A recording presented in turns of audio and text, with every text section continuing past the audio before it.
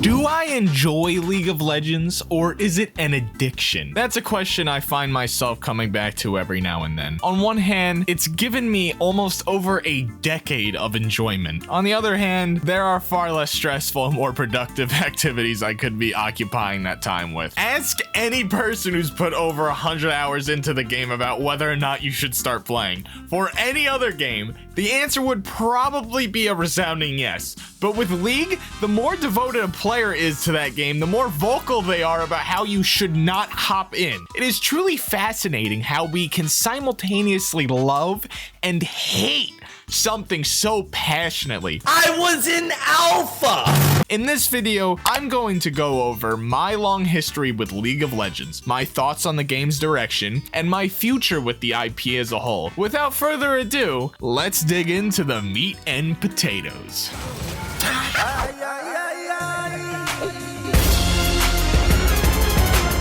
Third grade. Wait a second, hold on. In the script, I put 3th instead of third. Oh my god. Third grade, 2008. I was a young lad with a lot of spunk. I had just got my first PC with internet access. A crappy $100 gaming laptop from Best Buy. It was perfect. I was finally going to be able to surf the web, download the coolest PC exclusive games, watch whatever I wanted to on YouTube. The possibilities were endless. I'd soon find plenty of free-to-play games that my garbage laptop could handle. Nanivore, a sick, more mature Pokemon-like game that sadly died a few years later. Roblox, a now highly successful gaming platform that I sunk hundreds of hours with my friends into games like Survive the Disaster and Sword Fighting Tournament. Wizard101 and Toontown, as well as Roblox, were some of my most favorite memories. I'd get my house phone, call up my best friend, sit the phone down in front of me on the desk while we tried to capture the enemy's flag in Underground War or fight off the cogs invading Toontown Central. It was awesome. As our friend group got bigger, however, it became more and more difficult to include everyone. 2014 is here and 8th grade starts. We're looking for the next big game we can all play together. One of my friends tells me about this League of Legends that they've been playing. I get home, boot up the game, it's magical. The colorful, unique characters, the combat. Oh, look at the class, look at the moves! Thank you!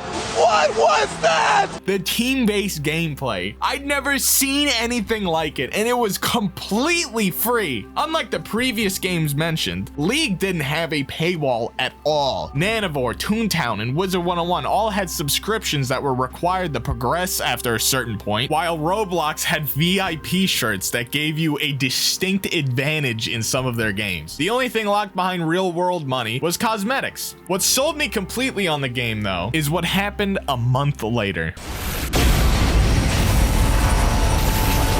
This cool alien monster enters the game. I'm astonished. They add things? I exclaim. The concept of a game forever constantly building upon itself was completely new to me, despite the games just mentioned all having this exact quality. I was hooked with each new champion spotlight, making me fall in love with League again and again. At first, I main support, as all new players do. The first skin I bought was Piltover Customs Blitzcrank. I try rank for the first time in season 4 after maining every role at least once for a bit, eventually landing on mid lane being where I belonged, as by that point I was debatably the best player in our group. I ended up finishing around Gold 1 from what I remember. The next season I played a ton more and landed in Plat 3. I still remember getting to Diamond promos and getting absolutely screwed by the matchmaking system 3 games in a row. They gave me top lane as well as at least one literal toad for a teammate each time. Then season 6 ended back at Gold 1 again due to me not grinding the game as much because of burnout. In fact, I was so burned out and bored of the game,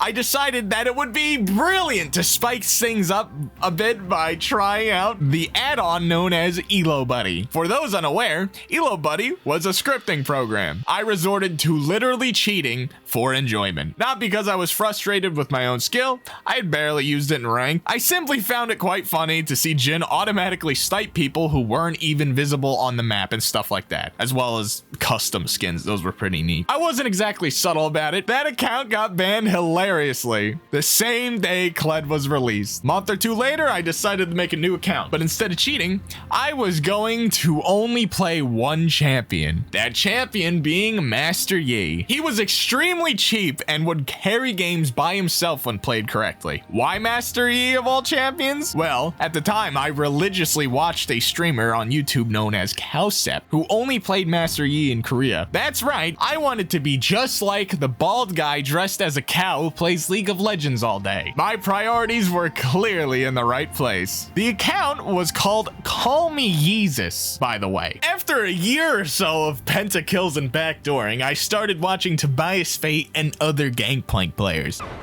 Walk the plank. Oh, you thought wrong, baby! Immediately, I made the switch from the cheesy samurai to the big dick pirate man. I changed my account name to StankPlank420, probably my best name to date, and still to this day, despite going back to maining Zed, Gangplank is still my most played champion at 300k mastery points. He will forever be one of my most favorite playable characters in any game ever. There's just nothing else like stacking 5 infinity edges with Triforce in Earth and blowing up the entire enemy team with one barrel. I'd go on to stay around Plat 1 and 2 for about 4 more seasons, eventually basically quitting the game altogether after that. League of Legends sure does seem awesome when looking through the rose-tinted glasses of nostalgia. But it isn't all sunshine and bubblegum. League was and still is a mess for a plethora of reasons. Balance has always been an issue, especially in the earlier seasons with permaban Kassadin and on-release LeBlanc, although it's definitely gotten better over the years in my opinion. Though that could just be because I barely play ranked anymore. The community is as hilariously toxic as ever. Fun modes are either rarely enabled or even flat out removed. They say this is because people quit playing the game, but I'm pretty sure they're just cherry picking the fact that people come back to the game just to play Earth when it's out, and then leave when they're done playing the game nonstop for 2 days. And it still boggles my mind to this day that a team-based game as competitive as League of Legends doesn't have a voice chat for at least ranked games. Text chat and pings just don't cut it in a game like this. Nowadays, me and the boys will hop on for the occasional ARAM, a game mode where every champion is random and we all go down one lane. For those unfamiliar with the game, it stands for all random, all mid, or Earth, Ultra Rapid Fire, a game mode where stats and cooldowns are buffed like crazy with infinite mana and more gold generation.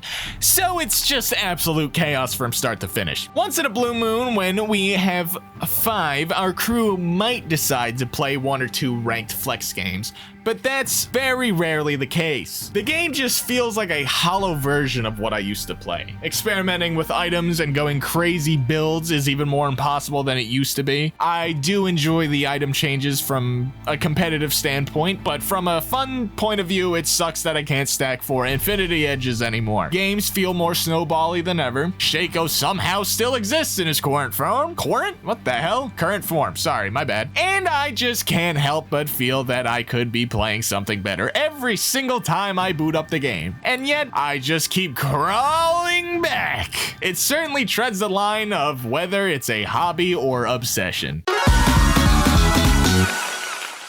Though I do not believe I will ever return to playing the game as seriously as I used to, I still am and forever will be in love with the lore and characters of this universe Riot Games has created. Arcane was amazing, and I recommend it to anyone who hasn't seen it yet, regardless of whether or not you play the game. Legends of Runeterra is, in my opinion, the best free-to-play card game in terms of both gameplay and free-to-play practices, and I am eagerly awaiting the arrival of both Project L, and the Runeterra MMO. Teamfight Tactics scratches that strategy game itch I used to have all so long ago, and I totally see myself playing it consistently for the foreseeable future. So, to answer the question in the beginning of the video, is the game a passion or an addiction? I think it's a mix of both, to be honest. League helped me escape a lot of tough times in my life, but it also wasted a ton of time as well. Hundreds of hours of triumphs, hard-fought comebacks, laughs, AFKs, headaches, and racial slurs